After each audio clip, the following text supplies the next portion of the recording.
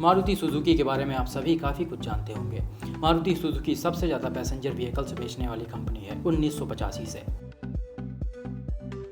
मारुति और सुजुकी का मिलन 1982 में हुआ था। उसके एक साल बाद 1983 में मारुति सुजुकी 800 को इंडियन मार्केट में लॉन्च किया गया सिटी कार के तौर पर। मारुति सुजुकी 800 को 1979 सुजुकी ऑल्टो के प्लेटफॉर्म पर बनाया गया था, जिसमें 800 सीसी F8B इंजन था। मारुति सुजुकी 800 इंडिया में अब तक की one of the most selling car है।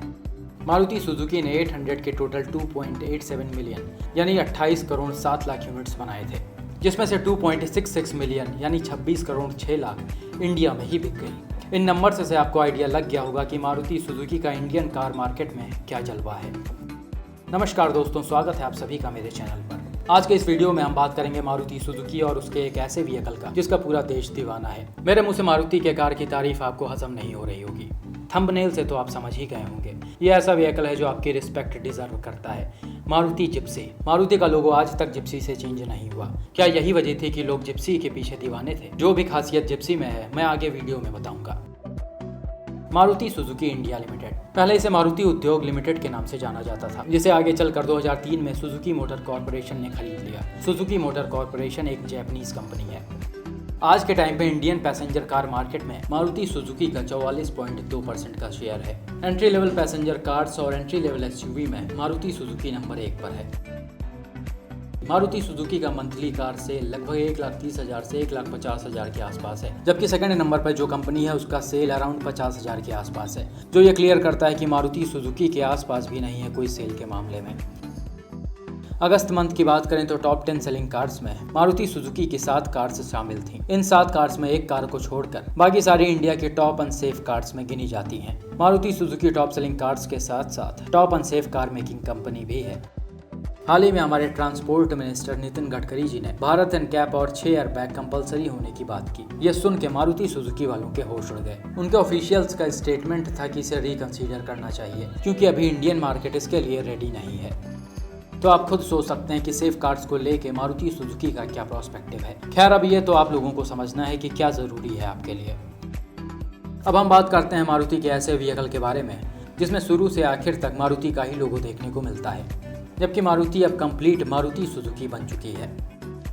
मैं बात कर रहा जिप्सी की। मारुति ने पहली बार इंडिया में इसका सेकंड जनरेशन 1985 में लॉन्च किया था।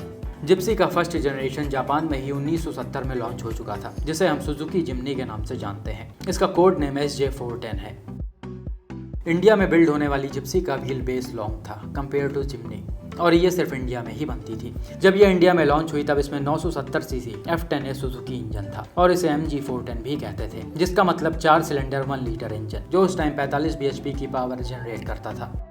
स्टार्टिंग की जिप्सी सिर्फ सॉफ्ट टॉप में ही मिलती थी, लेकिन बाद में इसका हार्ड टॉप भी आने लगा। इंडियन रैली सीन में जिप्सी का काफी दबदबा था। जिप्सी ने 80 के दशक की टॉप कार्स जैसे प्रीमियर, पद्मिनी और एम्बेसडर को रिप्लेस कर दिया था, जिनका उस टाइम रैली में काफी दबदबा था। जिप्सी की रिलायबिलिटी और परफॉर्मेंस ने सभी को दीवाना बना रखा था। जिप्सी इंडिया की लाइटेस्ट एसयूवी थी।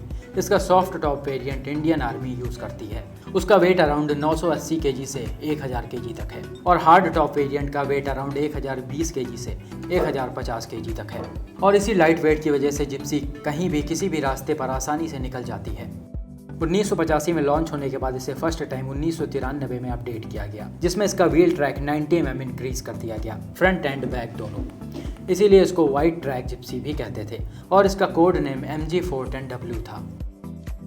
लेटर ऑन इसमें कई सारे अपडेट्स हुए। 1996 में इसमें स्टीम का 1.3 लीटर 8 वॉल्व का इंजन लगा, जो 60 bhp की पावर जनरेट करता था, और इसमें 5 स्पीड मैनुअल ट्रांसमिशन भी दिया गया, और इस मॉडल का कोड नेम MG413W था।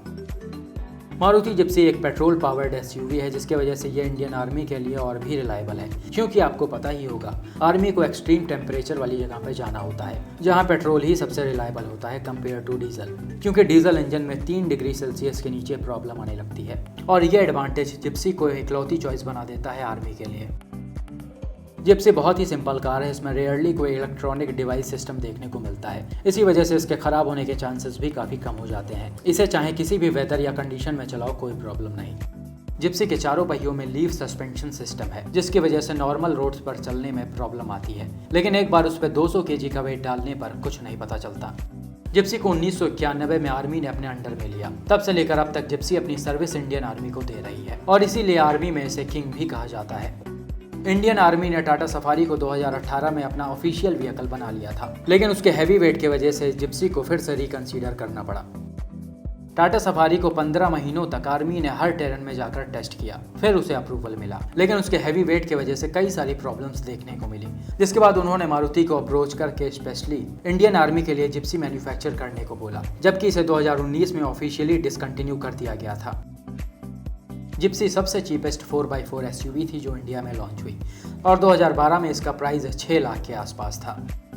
आर्मी से रिटायर्ड जिप्सी की बहुत ही ज़्यादा डिमांड है। अभी भी कई सारे लोग इसे बहुत पसंद करते हैं और कई सारे लोग तो इसे बेहतरीन तरीकों से मॉडिफाई भी करवाते हैं। आपने सड़कों पर मॉडिफाइड जिप्सी तो देखी ही होगी, मोटे मोटे टायर्स, बड़े से रिम्स जो इसके लुक को और भी ज़्यादा मस्कुलर बनाते हैं।